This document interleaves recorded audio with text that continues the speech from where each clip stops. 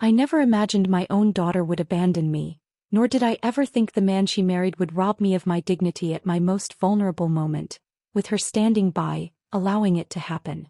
What they failed to realize, though, was that life had one final move for me to make, and when I made it, everything shifted. Get ready, because the story you're about to hear is more than just a tale. It's a reckoning. Remember to comment below where you're watching from and subscribe to the channel for more stories like this. My name is Vivian. I am 58 years old, and until recently I believed in something called unconditional love. I truly believed in family bonds. I had centered my whole existence on my husband and our daughter, Jasmine. Every meal I prepared, every holiday I organized, and every dollar I saved was for them. When my husband passed away from cancer last year, I felt like the ground had disappeared beneath me. But I kept telling myself that I still had Jasmine, I still had my daughter. I decided to sell the house my husband and I had built from nothing in Cedar Park, located just north of Austin. There were too many memories there, too many nights I woke up expecting to hear his voice calling from the kitchen. Jasmine and her husband, Drew, offered me a place to stay for a while. Or at least Jasmine did. Drew barely looked up from his phone when I arrived. I made an effort not to cause any trouble. I stayed in my small room in the back. I cooked, I cleaned, and I offered to run errands, trying to be helpful and stay out of their way. But Drew had a way of making me feel unwelcome. His eyes always held an expression of irritation, as if I were a persistent annoyance. It began with little things. He would roll his eyes if I asked a question. He would change the channel in the middle of a show I was watching. On one occasion, as he walked past me in the hall, I heard him quietly mutter the word freeloader. Although I tried to convince myself I had misheard, I knew deep down that I hadn't. Jasmine said nothing. I would look to her for support, for a word, for anything, but she always downplayed it. "He is stressed," she would say. "Work has been tough." I swallowed my shame and remained silent. Isn't that what mothers do? But on one particular night, everything was completely shattered. We were sitting at the dinner table. I had prepared chicken pot pie, his favorite.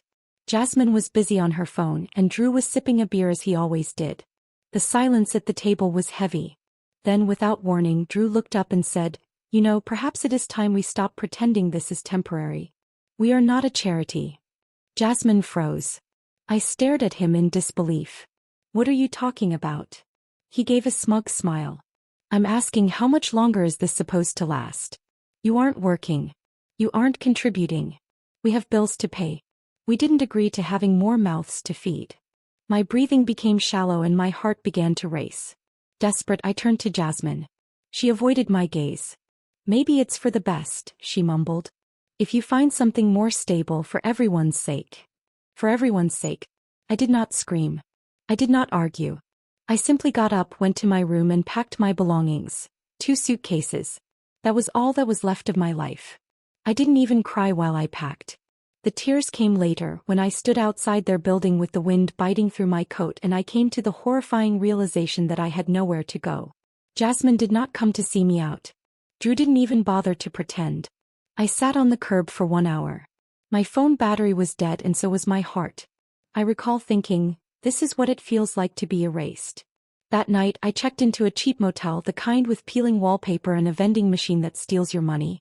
I lay awake, staring at the ceiling, wondering how everything could have become so cold, wondering what I had done to deserve such abandonment.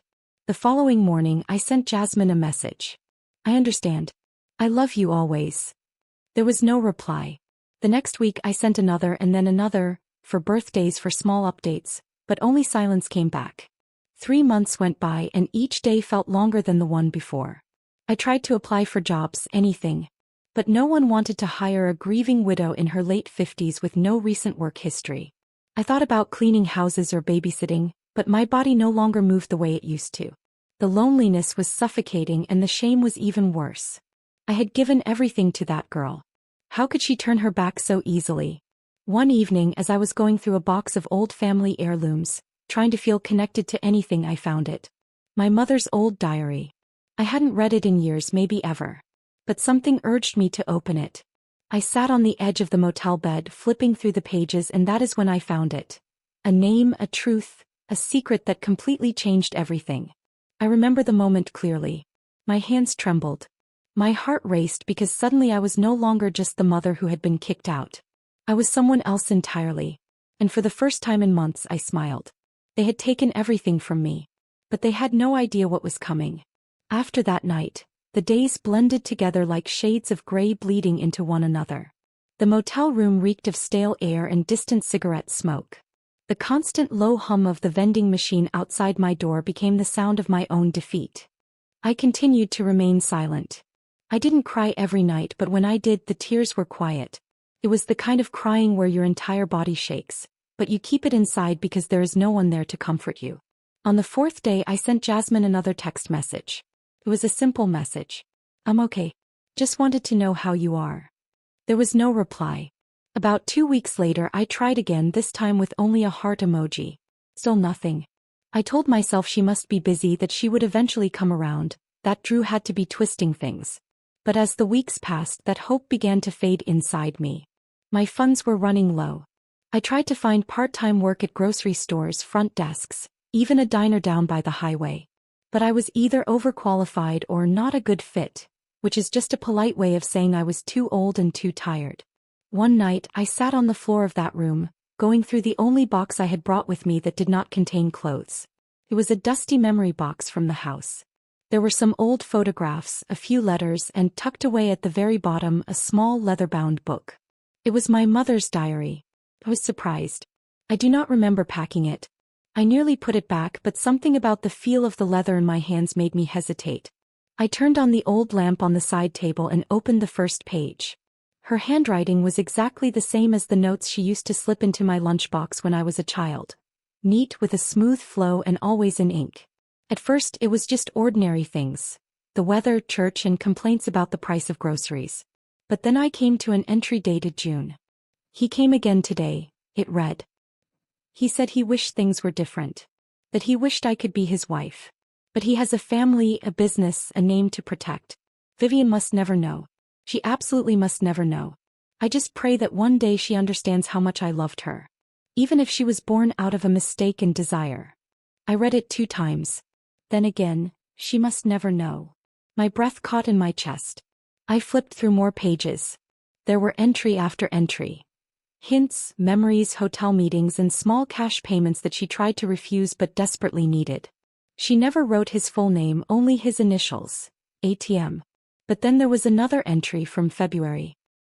He said he would make arrangements so that if anything ever happened to him, he would make sure Vivian had something, a part of what he built. It will not be official, of course. It's too dangerous. But he promised me a trust, a letter. He said his lawyer, a Mr. Hughes, would know the name. It felt like a punch to my stomach. Hughes. I had heard that name before. It took me 2 days and several online searches using the motel's shared computer, but I found him. Walter Hughes, a retired estate lawyer who was still listed under a private firm in Dallas. I did not call. I couldn't. My hands were shaking too much. Instead, I sent a real handwritten letter explaining who I was, who my mother was, and asking, begging, for a conversation. 2 weeks later, I received a phone call. I still remember the way his voice trembled when I mentioned my mother's name. He knew her not only professionally but personally. "I always wondered if you would reach out someday," he said. "There is something you need to see." I took a Greyhound bus to Dallas the next morning. My suitcase was only half-packed just in case he turned out to be a scam artist. But when I walked into that quiet office filled with old books and an even older silence, I knew it was real. He handed me a sealed envelope, yellowed and fragile. It was from Arthur Thomas Maxwell, the founder of Maxwell Energy, one of the largest oil companies in Central Texas. A man I had seen in newspaper articles my entire life. A man with a family, a reputation, and a legacy. The letter was addressed to my daughter Vivian Louise. I could not read the entire letter in one sitting. I was already in tears before the second paragraph. He confessed everything: the affair, the regret, the silent love, and then the promise. "In the event of my death, I have made sure that a part of my personal assets, untraceable through my estate, are to be delivered to you via Mr. Hughes. You are my blood, and even though I was too much of a coward to claim you in life, I claim you now in death." Mr. Hughes slid a folder across the table. Inside were bank statements, a modest investment portfolio, ownership papers, and titles. The total value was a little over $1 million.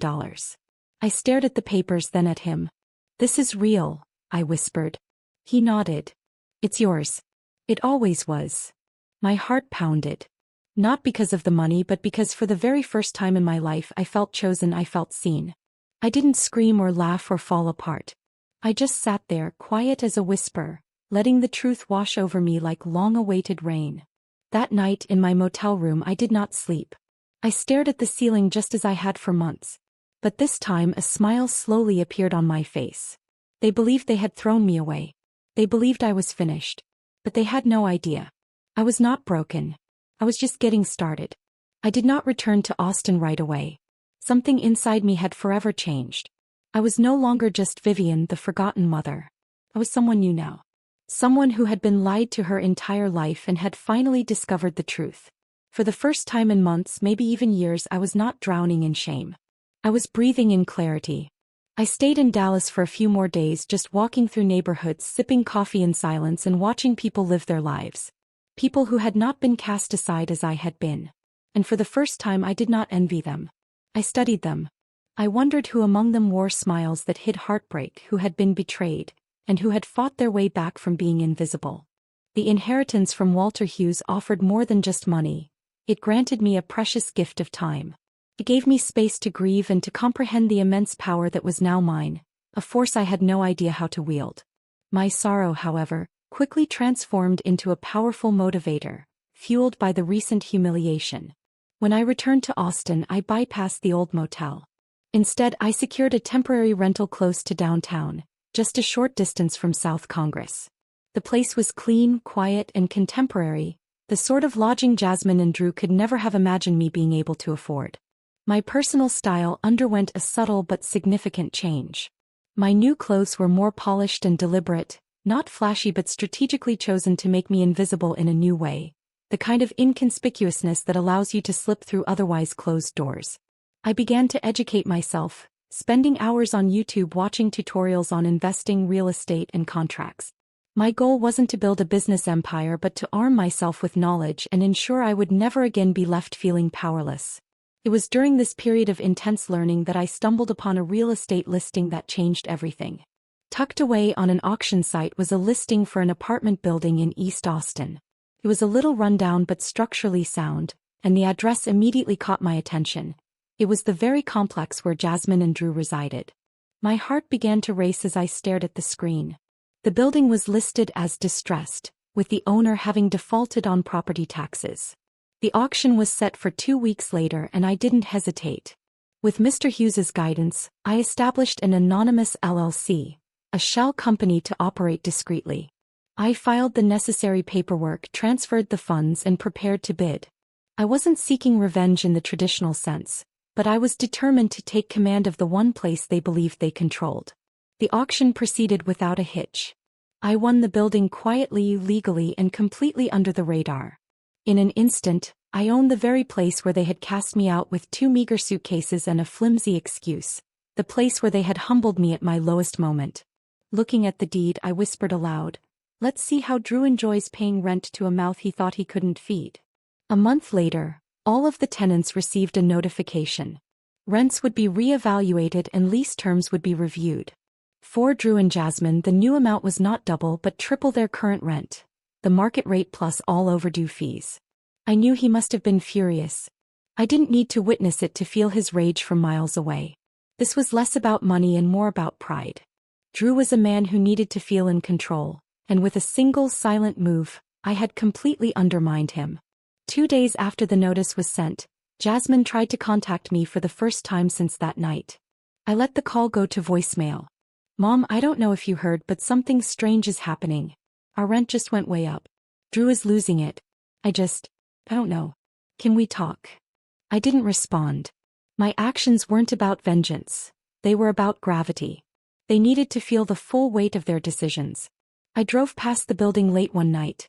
Their lights were on and I could see their silhouettes moving behind the curtains. Jasmine pacing while Drew gestured wildly, his unmistakable profile a familiar image of rage.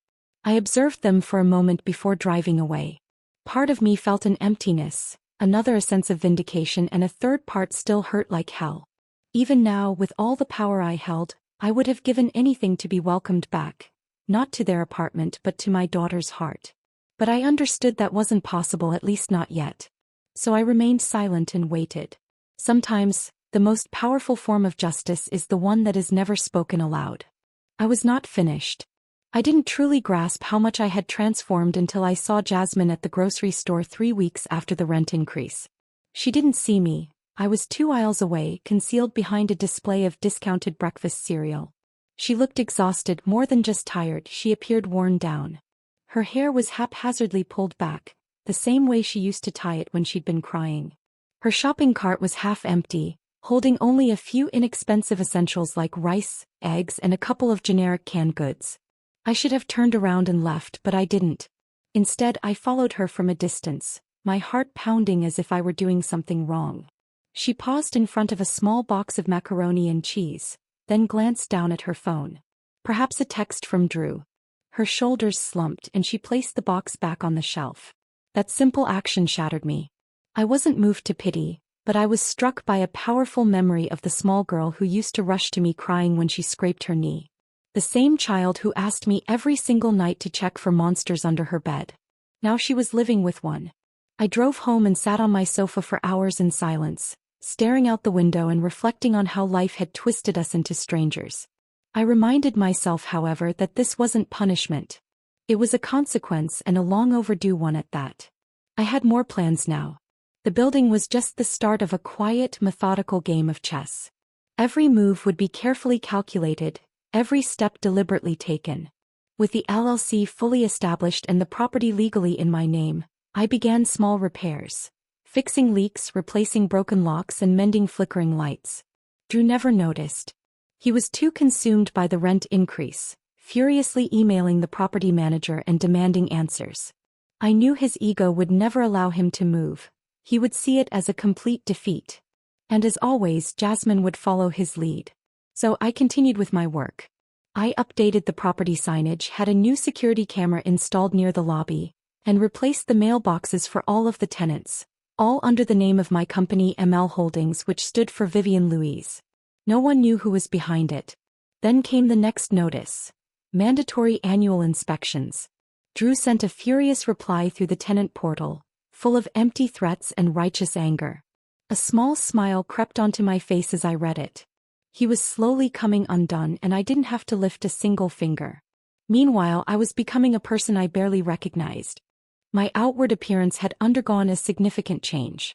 My clothes were sharper and I carried myself with a new purpose.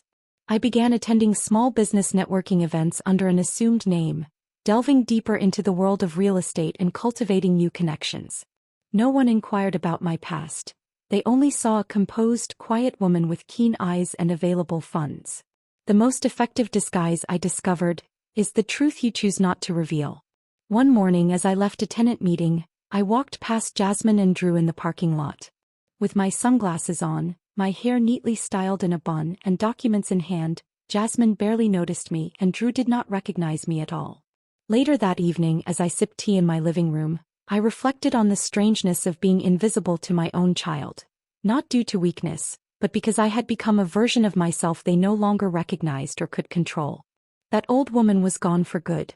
Jasmine's calls persisted, her voicemails soft and hesitant. "Hi Mom. Just wanted to see if maybe you had time to talk. I know things have been complicated." I chose not to reply, not out of malice, but because she needed to feel the void she had helped create.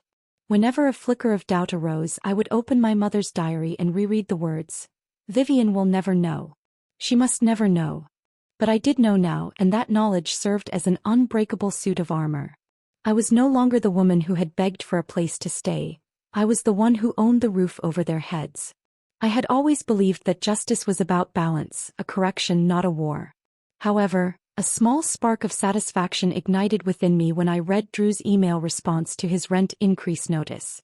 The subject line read, "This is absolutely unacceptable. This must be a mistake. Tripping our renting. That's extortion. I demand to speak to whoever owns this dump. We've lived here for 3 years and have never been late once.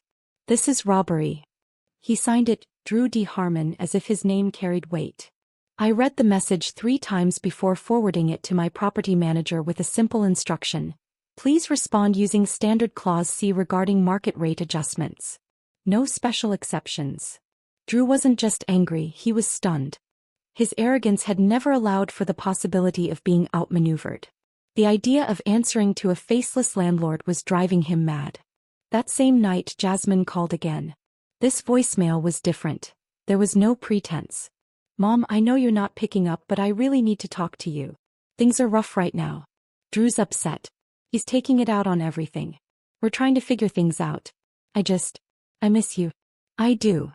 Her voice broke at the end. For a fleeting moment, my fingers hovered over the screen.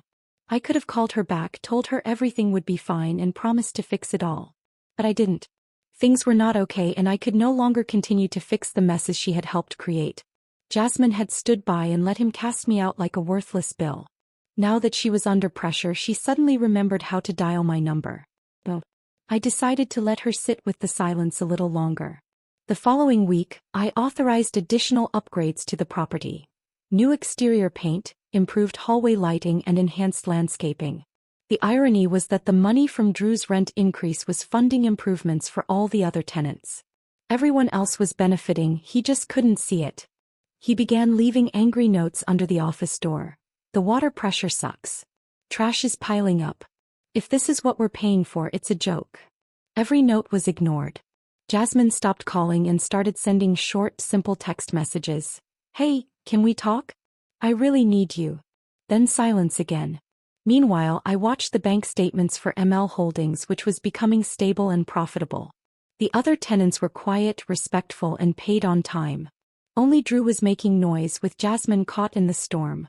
Things changed when I received the quarterly report from the building manager.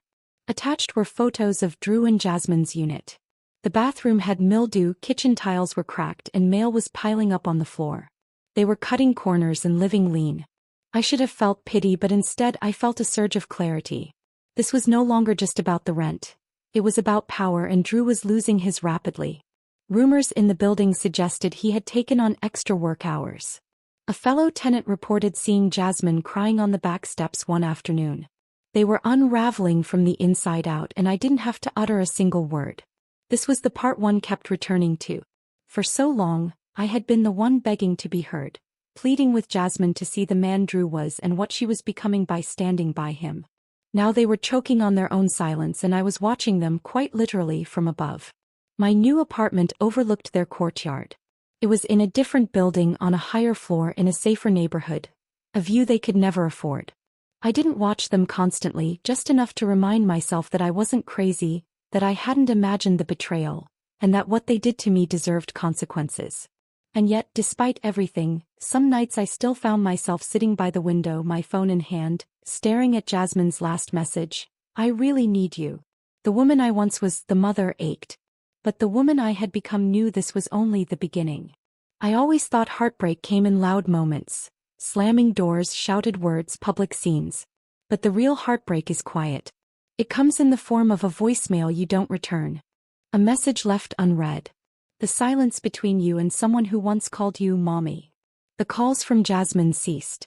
The text messages dwindled, but the damage in her life seemed to intensify. I learned from my building staff that the tension in their apartment had escalated into open hostility. Drew was snapping at everyone, refusing maintenance requests, and demanding pointless inspections, desperate to find someone to blame. I was told that Jasmine looked as if she hadn't slept in many days. I felt no joy or celebration. This was not about watching them suffer. It was about something far more agonizing. Watching the daughter I raised willingly stay in a cage and call it love. One afternoon, a noise complaint prompted my property manager to send a report. The downstairs neighbor had overheard a fierce argument, shouting about losing control and blaming each other. Drew had stormed out and did not return until the following morning. Jasmine remained locked inside their apartment all night, the lights off and curtains drawn. I waited not for Drew but for her. Took 2 more days, 2 long agonizing days before it happened. As the sun began to set one evening, my building's intercom buzzed. "Hi, this is Jasmine Harmon. I was wondering if my mom lives here." My heart momentarily stopped. I did not respond immediately, simply watching the screen frozen. Then slowly I pressed the door release. 10 minutes later, a soft knock echoed at my apartment door. When I opened it, she stood there, a mere shadow of the girl I had raised. Her face was pale, her makeup smudged, and her shirt was wrinkled. She looked 20 years older than her actual age. We stared at each other for a long moment in silence. Finally, she let out a long breath and whispered, "Hi, Mom." I stepped aside and she entered slowly as if she were unsure if she was allowed. The room was silent save for the clinking of teacups as I prepared 2 mugs. I did not ask her why she was there, nor did I ask her how she was. I simply handed her the tea, sat down across from her and waited. "I don't know where to begin," she said, her voice barely audible. I said nothing. She looked down. He is not easy. He is angry all the time. He blames the rent. He blames me. He even blames the dog next door, for goodness sake."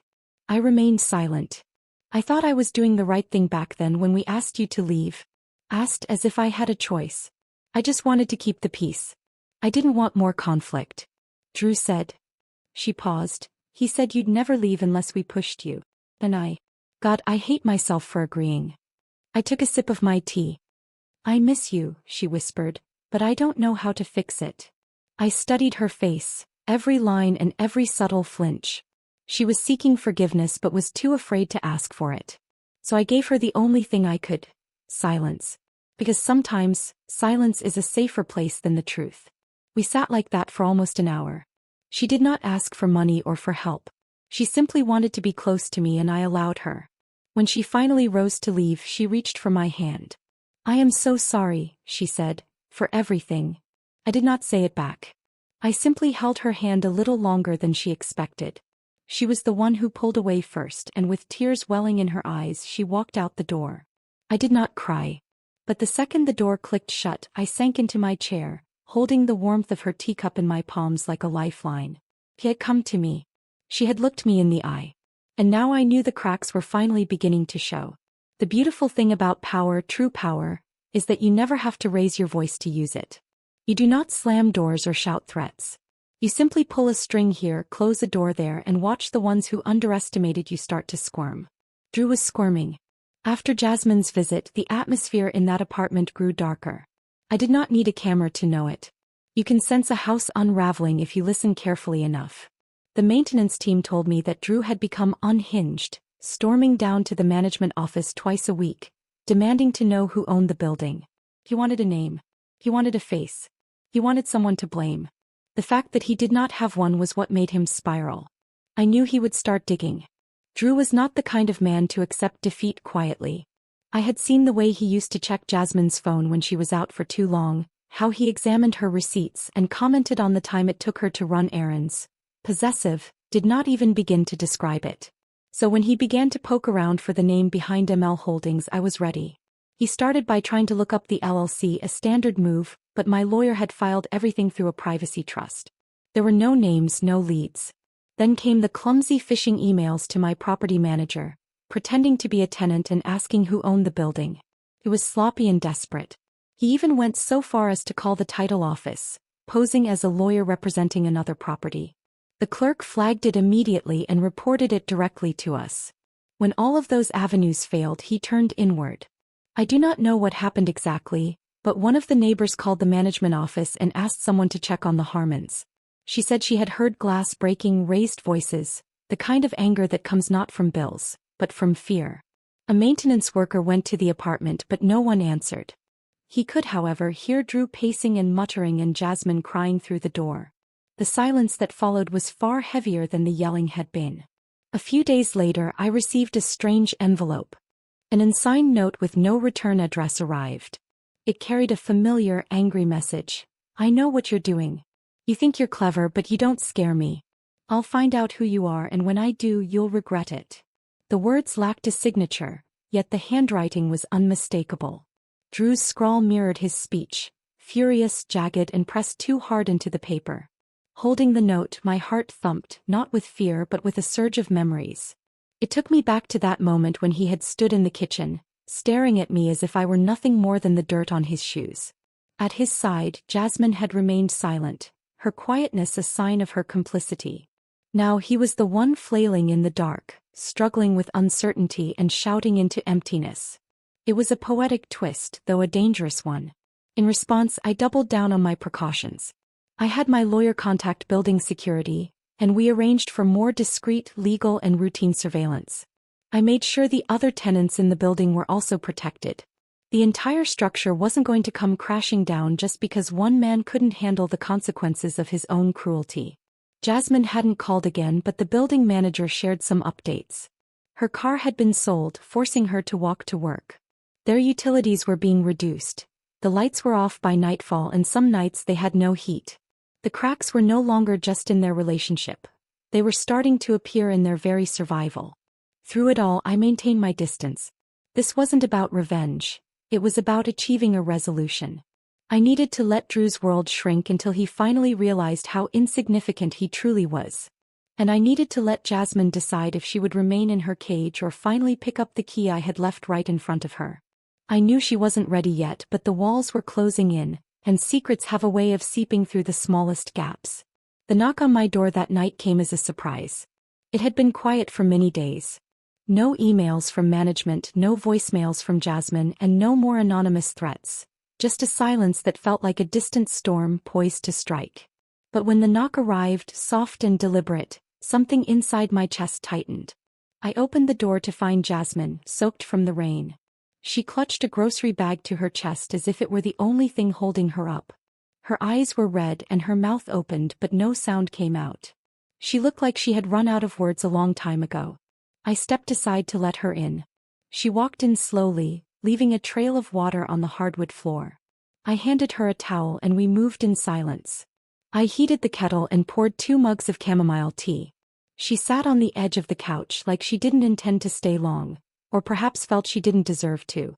She stared into her mug, her eyes hollow. "He's not who I thought he was," she finally said. I remained quiet.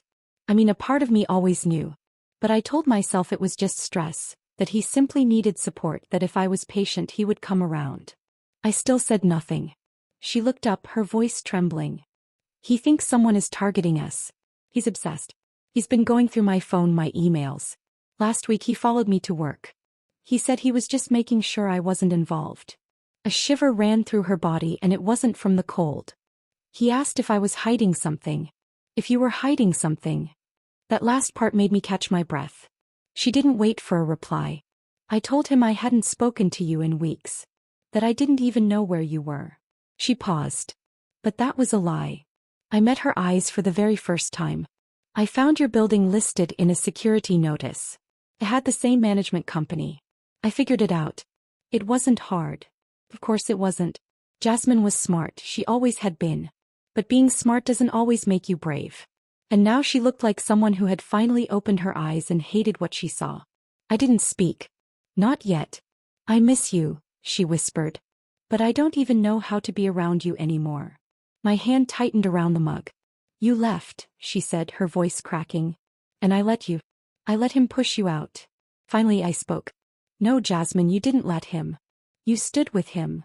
My words stopped her completely.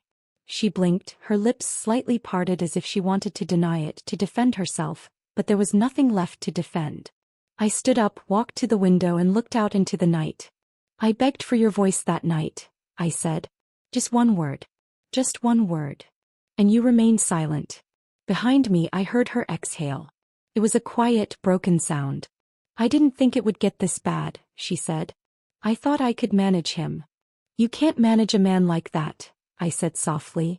"You survive him or you leave him." She didn't reply. He didn't need to. We sat in silence for a long time, 2 women who shared blood but not trust. Not yet. Maybe never. When she finally stood to leave, she set the mug down gently, her eyes full of unshed tears. "I don't expect forgiveness," she said. "I just needed to remember what it felt like to be safe." I walked her to the door. She paused, then suddenly turned back and wrapped her arms around me. At first I didn't return the hug. Then I did, but gently, cautiously, like someone trying to hold on to a memory without letting it slip through their fingers. When she pulled back, she didn't say goodbye.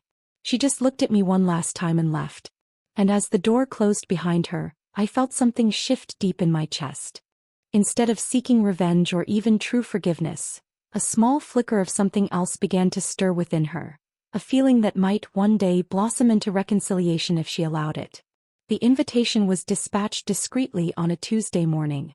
It was a formal, professional notice, completely devoid of any grand gestures. It announced a mandatory meeting the following week in the common room to discuss upcoming building renovations.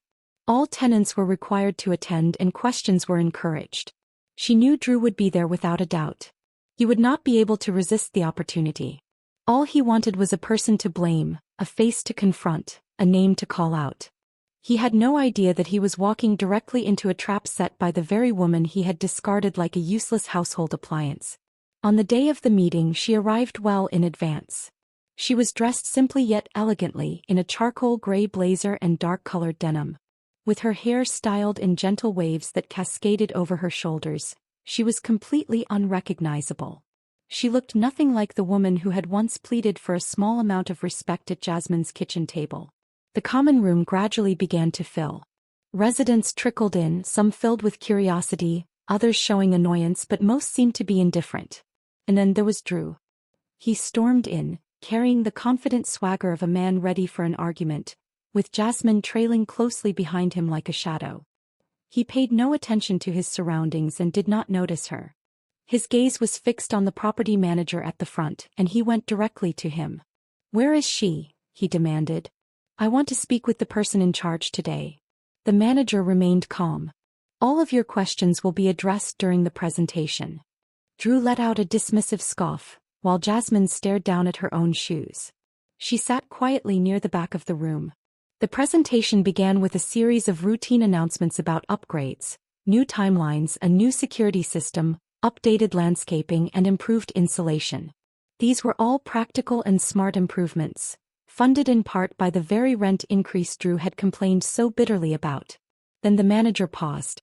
"We would like to thank VL Holdings for their commitment to revitalizing this property and putting the comfort of the tenants first," he announced. "The owner is here today in case anyone has questions." She stood up. Every head in the room turned toward her. She began walking slowly to the front, feeling composed and steady. With every step, a soft, deliberate beat pulsed in her chest. Drew's face twisted first in confusion, then into open disbelief. Jasmine's jaw dropped in utter shock. He turned to the people in the room. "Good evening," she said. "My name is Vivian and I am the owner of this building." You could have heard a pin drop. Drew shot to his feet so fast that his chair scraped loudly against the floor. "You," he exclaimed. "This must be a joke. What kind of trick is this?" She looked at him, truly seeing him for the first time, and noticed the cracks he had tried to hide. The sweat staining his collar, the bags under his eyes, the terror in his expression. "This is no trick," she said softly. "Just business." He took one step toward her. "You planned all of this. You've been behind this the entire time. You raised our rent. You're trying to ruin us." She did not flinch. "I provided you with a home," she replied. "I made improvements. I treated every single tenant equally. What I did not do was forget." He opened his mouth to reply, but she turned back to face the group. "If anyone has questions about the changes or improvements, I am happy to answer them after the meeting." "Thank you." She stepped to the side and the meeting continued, though the tension never left the air. Drew did not sit back down. He simply stood there, trembling with fury. Jasmine sat with her hands clasped tightly in her lap, her eyes wide and wet with tears. When the meeting concluded, residents approached her, shaking her hand, asking questions and expressing their gratitude. A few had suspected something, but the majority had no idea. Drew waited until the room had emptied, then he marched toward her. "You think you've won?" he hissed. "This is nothing. You have created an enemy today." She stared directly into his eyes. "No, Drew," she said. "I didn't create anything. You did. On the day you looked me in the eye and treated me as if I didn't matter." Jasmine stepped between them. "Drew, stop," she pleaded. He looked at her, stunned. "What did you just—" "I said stop," she repeated, this time louder. "She is not your enemy. She never was. You are." He looked at her as if she had just hit him, and in a way she had. Jasmine turned to her, her voice trembling. "I had no idea," she said. "I swear I knew nothing about the building, the money, none of it." "I know," she replied with a small nod. "Why didn't you tell me?" Jasmine asked. Because you had to see it for yourself, not just hear it from me, she answered. Jasmine blinked back tears. Drew scoffed, taking a step back. You two deserve each other. No, she said quietly. She deserves better. Then she turned and walked away. For the first time since that terrible night in their kitchen, she felt an internal change. It was not revenge, nor was it satisfaction, but something else. A quiet, solid power that was completely her own. 4 days later, Jasmine appeared at her door again, holding something in her hands that made her knees weak the moment she saw it. A book. Its leather cover was faded, a corner was torn, and its spine was barely holding together. It was her mother's diary. She opened the door without saying a word, and Jasmine stepped inside, her eyes wide and her breathing shaky. I found it in my closet, she said. The last time I visited, you must have left it behind. She gently placed the worn book on the coffee table as if it were a sacred object. To me it was. I read it, Jasmine continued, her voice rushing. My heart stopped. I wasn't trying to be nosy, but I recognized your mother's handwriting. I was looking for something that made sense. A heavy silence, like a thick curtain, fell between us. I had no idea about Arthur Maxwell, she whispered, or the money, the trust, any of it. I didn't either, I said, nodding slowly. Not until I had nothing else to lose. Her voice cracked. Mom, why didn't you tell me? Why did you let me believe you were helpless? I looked directly into her eyes, and for the first time she did not look away. Because I was helpless. The night you closed the door on me, I didn't have a plan. I had no money. I didn't even have a place where I could cry without someone knocking to tell me to keep it down. Jasmine winced. I found the diary at my lowest point, when I was counting my coins to buy dinner, when I hadn't spoken to a single person in a week. That diary didn't just tell me who I was. It reminded me that I mattered. It showed me that my mother didn't just love me. She fought for me in secret without ever being able to show it. Jasmine sat down, her hands tightly clenched in her lap. I don't know how I became the kind of daughter who could do what I did. I keep asking myself that question over and over. I walked to the window, staring at the street below and the quiet hum of life passing by. You didn't become that person all at once, I said. It was a series of small choices. Letting things slide, choosing peace over truth, and believing that love meant loyalty even when it was painful. She stood up and walked toward me. I've left him, she said, the words hitting the air like a bombshell. He tried to go through my personal belongings again, my laptop, my bag. I told him no. That was it. He screamed, packed a suitcase and left. He said he would be back. I changed the locks the very next day. I turned to her, stunned. I don't know who I am without him, she confessed, her voice trembling. But I would rather find out than keep disappearing. A silence passed between us, thick with everything we had left unsaid. Then she looked down at the diary. You didn't deserve what I did, she said. What we did. I can't fix that, but I want to try. I slowly walked back to her and sat down beside her. I used to dream about hearing those words, I said. But when you say them now, they don't fix the past. They rewrite it. She looked at me confused. I gently held her hand. You see me now. That changes everything. We sat together for a long time in a silence that did not hurt, but healed. The kind of quiet that comes after the truth has finally been spoken. Before Jasmine left that evening, she paused at the door. You didn't raise me to be weak, she said. I just forgot how strong you were. I smiled softly. No, I said. You didn't forget. You just stopped looking. And now she was seeing everything. Not just who I had become, but who I had always been. When the email arrived from Drew, I almost didn't open it. The subject line alone, which read, "We need to talk now," made my stomach churn. I read it slowly and carefully. His words were sharp, desperate, and filled with a frantic tone. He wrote that he knew everything about the building and the inheritance, as well as the little secret with Maxwell. You think you're clever? He wrote. You think you can ruin my life and just walk away with a smile? Let me be clear. If you don't undo this, I will go to the press. Your name, your mother's affair, everything. Let's see how your precious reputation holds up when everyone knows what kind of family you really come from. I stared at the screen, stunned into silence. He had finally connected the dots. Somehow, either through Jasmine or his own investigation, he had discovered the truth. But I was not afraid because I had been planning for this precise moment since the day I purchased the building. I immediately forwarded the email to my attorney. By the following morning, Drew had received a cease and desist letter. Within it were records of every threatening message he had sent to the property office, the fake documents he had tried to submit under a bogus law firm, and the tampered emails we had quietly traced back to his IP address. There were tenant complaints, logs of maintenance sabotage, and even audio clips of his rants from public spaces around the building. We did not even need to press criminal charges. Just one defamation and harassment suit was more than enough. I knew he was panicking because Jasmine called me 2 days later. "He's gone," she said, her voice shaking. "He packed up while I was at work. He left a note saying he was being hunted. He said you ruined his life." "He ruined his own," I said quietly. Jasmine was silent for a moment. Then she said, "I'm sorry again for ever thinking he deserved my silence." "You were scared," I replied. "I've been there. Fear makes you feel small, but you do not have to stay that way." It was not long before Drew attempted to retaliate, posting vague rants on social media and implying corruption and betrayal. He never named any names.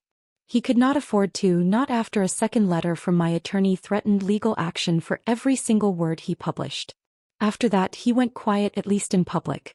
Privately, I knew he would never forget the day he realized the woman he had kicked out with 2 suitcases and a tired face now owned the roof over his head, the lease under his name, and the keys to every locked door he had once slammed in my face. On the other hand, Jasmine was undergoing a transformation. She moved out of the unit within a month, found a small studio near her new job, started therapy and joined a community art class. She even painted something for me, an abstract of a phoenix in dark reds and golds. The quiet conversations we had became more frequent, not happening every day, but when they did, they were genuine and open with no more pretense. The final part of this complex situation arrived in an envelope. Inside was another letter, this time from Mr. Hughes. It confirmed the good news. The building had been officially transferred to my name, the last of the tenants had signed their new agreements, and the lawsuit against Mr. Harmon had been favorably resolved. "Vivian, you are now free to sell, keep or restructure as you see fit." I carefully folded the letter and pressed it to my chest. This outcome was about more than just money, property, or getting revenge. It was about finding my own truth, reclaiming my identity, and rediscovering my inner strength. The very next morning, I contacted a realtor.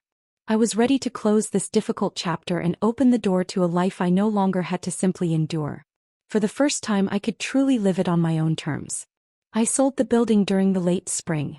The final paperwork was signed on a bright and cloudless Tuesday. There was no big celebration or ceremony, just the soft click of a pen, a firm handshake, and the heavy burden of 3 years of grief, betrayal, and silence finally lifting from my shoulders. The funds were transferred to my account the following day, but I didn't celebrate. Instead, I wrote a large check. Half of the proceeds were donated to a local shelter for women and children in crisis. Precisely the kind of place I wished had been available the night I stood on that curb with 2 suitcases and nobody to call. I asked that they construct a new wing and name it after my mother, the Victoria House. This was my way of honoring the woman who gave me quiet strength, who had kept a lifetime of secrets so I could one day uncover the truth and become more than the world expected of me.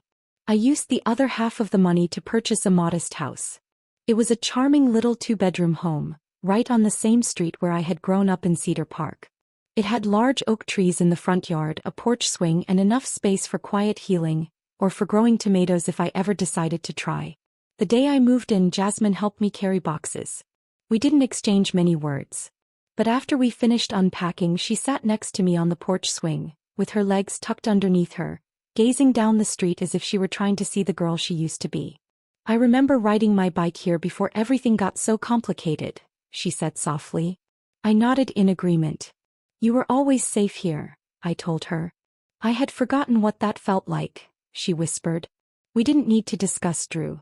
His chapter had ended not with a dramatic scene, but with quiet resignation. He vanished into a new city and a new job, probably carrying a new deception with him, but not before signing a non-disclosure agreement and quietly dropping all of his threats. The very last thing he wanted was another legal battle or for the world to find out the truth about him. He had become nothing more than a ghost. Jasmine stayed for dinner and we made grilled cheese sandwiches with tomato soup, just like we did when she was a little girl. She laughed when one of the sandwiches got burned and I laughed when she tried to blame the pan. It was the first honest laughter we had shared in years. Later that night, after she had left, I stood at the window, holding a warm cup of tea and watching the moonlight stretch across the front lawn. And for the first time in a very long time I said the words out loud. I forgive you. I said it not to Jasmine but to myself, because that was the hardest part of all. It wasn't about rising from the ashes, but about realizing that I had never been the fire they tried to put out. I was the spark they had severely underestimated. They taught me that silence was a sign of weakness, but I learned how to use it as a weapon. They attempted to erase me and I became someone they could never forget. I sat down on the couch, opened the diary for the very last time, and placed a note inside for Jasmine to find someday. It read, "You do not need their affection to be worthy. You do not need their permission to be strong. You only need the truth and to never ever forget who you are." The soft ticking of the clock was the only sound in the background. The tea in my hands slowly turned cold, but my heart was finally warm. I didn't have to shout. I didn't have to win. I just needed to be who I had been all along. And now at long last I was home,